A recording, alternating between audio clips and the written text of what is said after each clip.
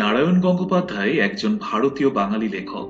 জন্ম অবিভক্ত বাংলার অবিভক্ত দিনাজপুর জেলার বালিয়াডাঙ্গিতে। ৩ খণ্ডে প্রকাশিত তার প্রথম উপন্যাস উপনিবেশ পাঠক সমাজে দারুণভাবে সমাদৃত হয়। তারপর উল্লেখযোগ্য গল্প সংকলন যেমন বিধ্বংস, দুঃশাসন, ভোগবতী এবং উল্লেখযোগ্য উপন্যাস বৈজ্ঞানিক শিলালিপি, লালমাটি, সম্রাট ও সৃষ্টি, পদসঞ্চার এবং আরো অনেক। আচ্ছা, আপনারা সেই টেনিদার নাম মনে আছে তো আপনাদের? নিশ্চয়ই পড়েছেন তার গল্প। টেনিদা জানে না এমন কোনো গল্প নেই। সে একদম সত্যি থেকে কল্পনার জগতের গল্প টেনে আনে। তো তেমনই একটা টেনিদার গল্প আজ আমরা পাঠ করতে চলেছি। চলুন, দারুণ মজা হবে। তবে শুরু করা যাক। দেখবেন এই গল্প শুনতে শুনতে কারো আবার খিদে না পেয়ে যায়। গল্পের নাম বনভোজনের ব্যাপার। হাবুল সেন বলে যাচ্ছিল, পোলাও, ডিমের ডালনা, রুই মাছের কালিয়া, মাংসের কোরমা। টেনিদা বলল, বলে যা, থামলি কেন? মুর্গ মুসাল্লাম, বিরিয়ানি, পোলাও, মশলাদার দোসা, চাও চাও, সাম্মি কাবাব। এবার আমাকে কিছু বলতে হয়। আমি জুড়ে দিলাম, আলু ভাজা, শুক্তো, বাটি চচ্চড়ি, কুমড়ো ছক্কা। টেনিদা আর বলতে দিলে না, গাঁক গাঁক করে চেঁচিয়ে উঠল, থাম পেলা, থাম বলছি। শুক্তো, বাটি চচ্চড়ি। দাঁত খিচিয়ে বললে, তার চেয়ে বল না হিঞ্চে সেদ্ধ, গাদা আলা শিঙি মাছের ঝোল। পালা জলে ভুগিস আর বাসক পাতার রস খাস। এর চাইতে বেশি বুদ্ধি তোর কি আর হবে? দিব্যি এসে এসে মোগলাই খানার কথা হচ্ছিল, তার মধ্যে ধাঁ করে এলো বাটি চচ্চড়ি আর বিউলির ডাল। দেখ তো। ক্যাবলা বললে, পশ্চিমে কুদ্রুর তরকারি দিয়ে ঠেকুয়া খায়, বেশ লাগে। বেশ লাগে? টেনিদা তিরিং করে লাফিয়ে উঠল, কাঁচা লঙ্কার ছোলা ছাতু আরো ভালো লাগে না? তবে তাই খাগে যা, তোদের মতো উল্লুকের সঙ্গে পিকনিকের আলোচনা করাও ঝকমারি। হাবুল সেন বললে, আহা, চুইতে যাচ্ছ কেন? পোলা পানে কয়। পোলা পান? এই গাড়লগুলোকে জল পান করলে তবে রাগ যায়। তাও কি খাওয়া যাবে এগুলোকে? নিম নিছিলের চেয়ে অখাদ্য। এই রইল তোদের পিকনিক, আমি চললাম। তোরা ছোলা ছাতু আর কাঁচা লঙ্কার পিন্ডি গেলগে, আমি ওসবের মধ্যে নেই। সত্যি চলে যাই দেখছি। আর দলপতি চলে যাওয়া মানেই তো আমরা একেবারে অনাথ। আমি টেনিদার হাত চেপে ধরলাম, বসো না, একটা প্ল্যান ট্যান হোক। ঠাট্টাও বোঝো না? টেনিদা গজগজ করতে লাগলো, ঠাট্টা? কুমড়ো ছক্কা আর কুদ্রুর তরকারি নিয়ে সব বিচ্ছিরি ঠাট্টা আমার ভালো লাগে না।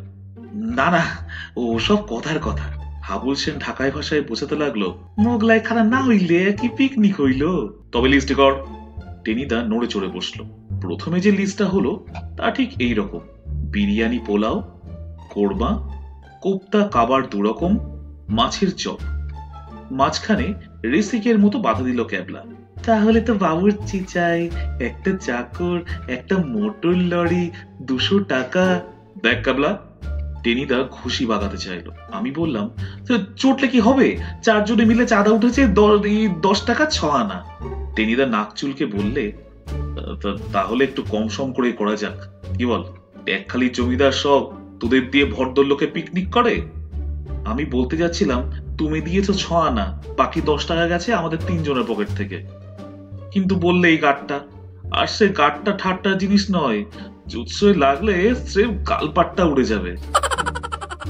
রফা করতে করতে শেষ পর্যন্ত লিস্টটা যা দাঁড়ালো তা এই: খিচুড়ি, পেলা রাজহাঁসের ডিম আনবে বলেছে, আলু ভাজা, ক্যাবলা ভাজবে, পোনা মাছের কালিয়া, পেলা রাঁধবে, আমের আচার হাবুল দিদিমার ঘর থেকে হাত সাফাই করবে, আর রসগোল্লা লেডিকে নি ধারে ম্যানেজ করতে হবে।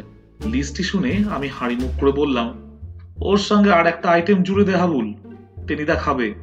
হে, পেলার মগজে শুধু গোবর নেই, 6টাখানি ঘিলুও আছে দেখছি। বলেই টেনিদা আদর করে আমার পিঠ চাপড়ে দিলে। গেছি গেছি বলে লাফিয়ে উঠলাম। উফ, সেই লেগেছে। আমরা পটলডাঙ্গার ছেলে কিছুতেই ঘাবড়ায় না।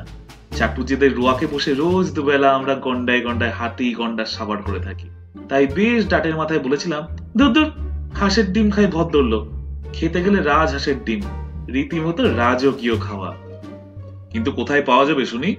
খুব যে চালিয়াতি করছিস, তুই পারবি নাকি ডিম? টেনিদা জানতে চেয়েছিল। আমি পারতে যাবো কোন দুঃখে? কি দেয় আমার? আমি মুখ বেজার করে বলেছিলাম, হাসে পারবে। তাহলে সে হাঁসের কাছ থেকে ডিম তোকেই আনতে হবে। যদি না নিস তাহলে দেখেছিস, তাহলে কি হবে বলবার দরকার ছিল না। কিন্তু কি গেরো বলো দেখি। কাল রবিবার ভোরের গাড়িতেই আমরা বেরোবো পিকনিকে। আজকের মধ্যেই রাজহাঁসের ডিম জোগাড় করতে না পারলে তো গেছি। পাড়ায় ভন্টাদের বাড়ি রাজহাঁস আছে গোটা কয়েক। ডিম টিমও তারা পারে নিশ্চয়ই। আমি ভন্টাকেই পাকড়ালাম। কিন্তু কি খলিফা ছেলে ভন্টা।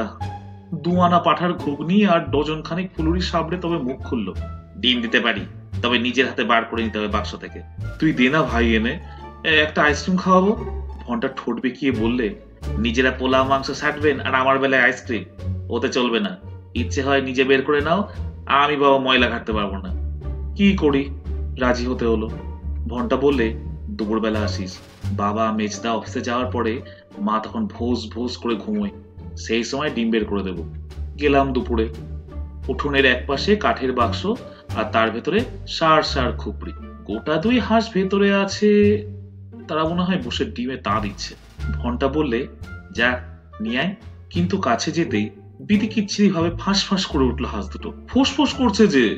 ঘন্টা উৎসাহ দিলে, ডিম নিতে এসেছিস, একটু আপত্তি করবে না? তোর কোনো ভয় নেই পেলা, হাত ঢুকিয়ে দে। দে দে দে। হাত ঢুকিয়ে দেবো? কি বিচ্ছিরি ময়লা। এই ময়লা, কি গন্ধ। একেবারে নারী উল্টেছে। তারপরে যেরকম ঠোঁট ফাঁক করে ভয় দেখাচ্ছে। ঘন্টা বললে, চেয়ার আপ পেলা, লেগে যা লেগে যা। যা থাকে কপালে। বলে যেই হাত ঢুকিয়েছি, ও সঙ্গে সঙ্গে আউরি বাপরে ওরে বাপরে,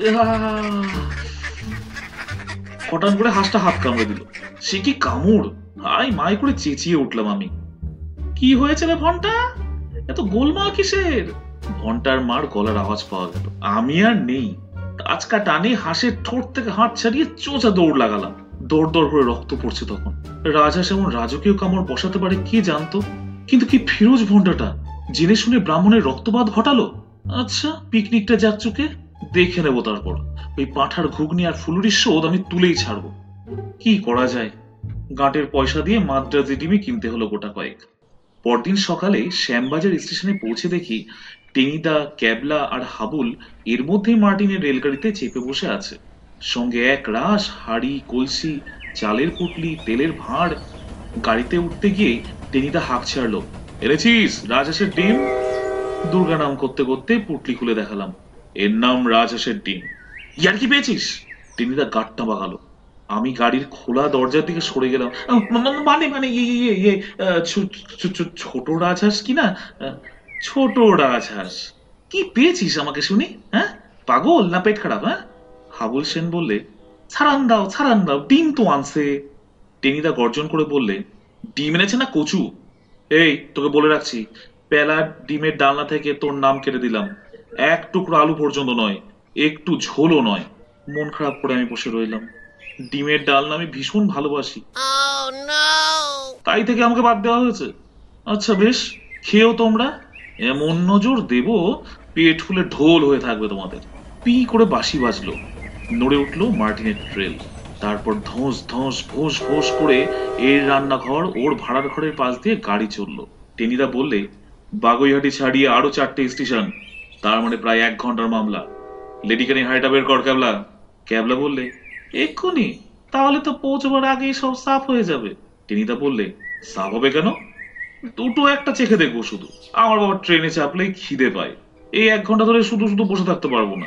বের কর হাড়ি, চটপট বের কর। হাড়ি চটপটি বেরোলো, মানে বেরুতেই হলো তাকে। তারপর মার্টিনের রেলে চলা তালে তালে ঝটপট করে সাবার হয়ে চললো। আমি, ক্যাবলা আর হাবুল সেন জুল জুল করে শুধু তাকিয়েই রইলাম। একটা লেডিকে নিয়ে চেখে দেখতো আমরাও যে ভালোবাসি, সে কথা আর মুখে ফুটে বলাই গেল না।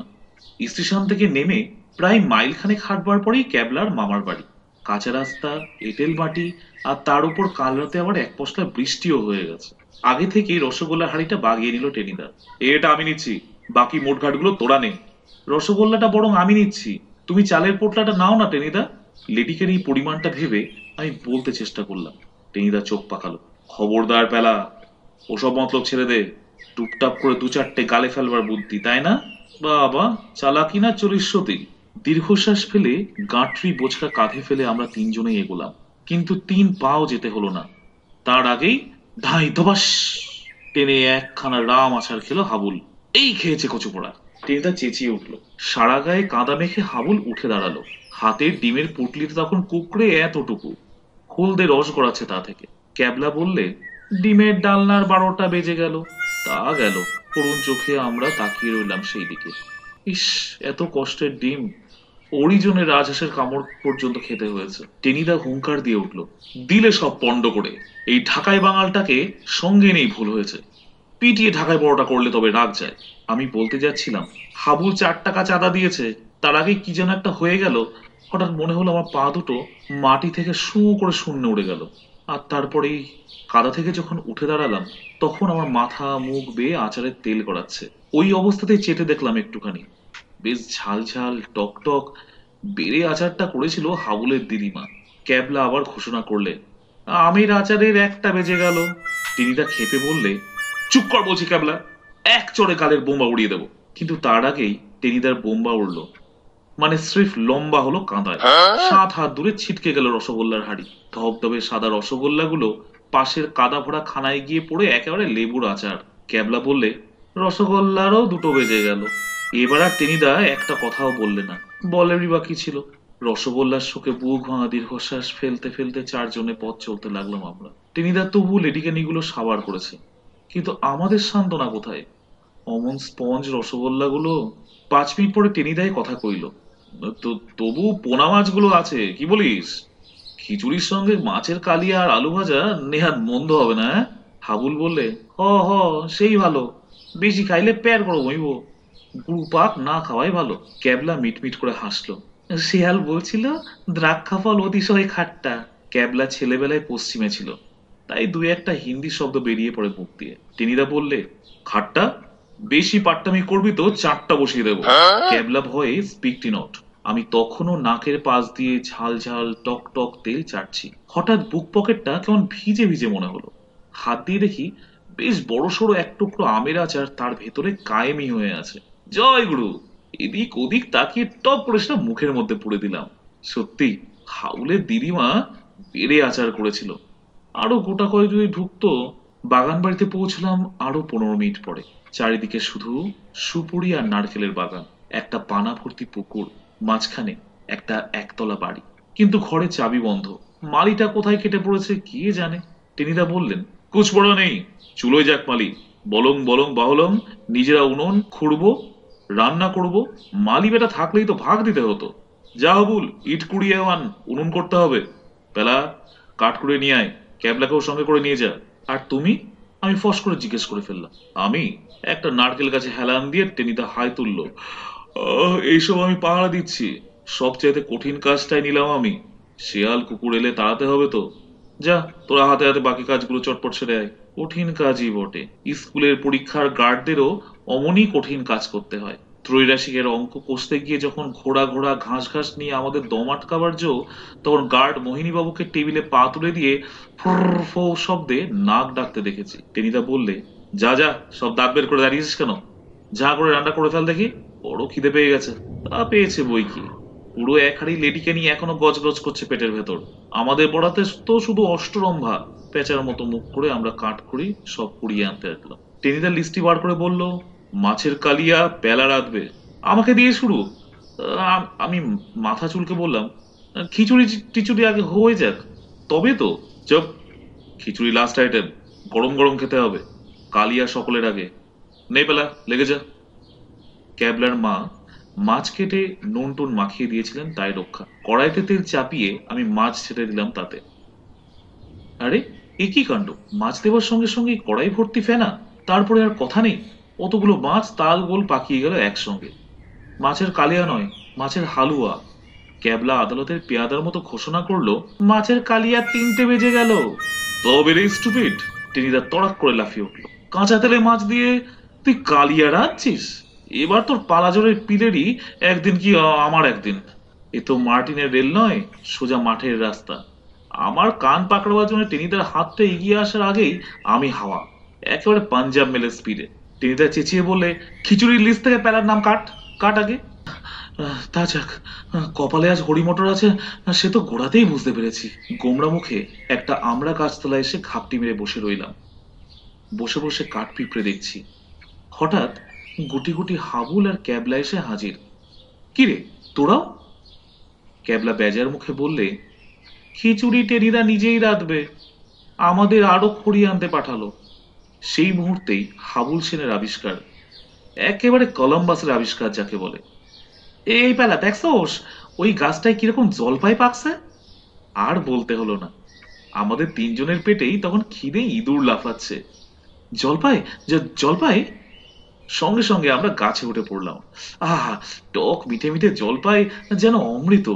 হাবুলের খেয়াল হলো প্রায় ঘন্টাখানেক পরে, এই টেনিদার খিচুড়ি কি হইল? ঠিক কথা, খিচুড়ি তো এতক্ষণে হয়ে যাওয়া উচিত। তড়াক করে গাছ থেকে নেমে পড়লো ওরা। হাতের কাছে পাতা টাতা যা পেলে তাই নিয়ে ছুটলো ঊর্ধ্বশ্বাসে। আমিও গেলাম পেছনে পেছনে, আশায় আশায়। মুখে যায় বলুক, এক হাতা খিচুড়িও কি আমায় দেবে না? প্রাণ কি এতই পাষাণ হবে টেনিদার? কিন্তু খানিক দূর এগিয়ে আমরা তিনজনে থমকে দাঁড়ালাম, একেবারে মন্ত্রমুগ্ধ।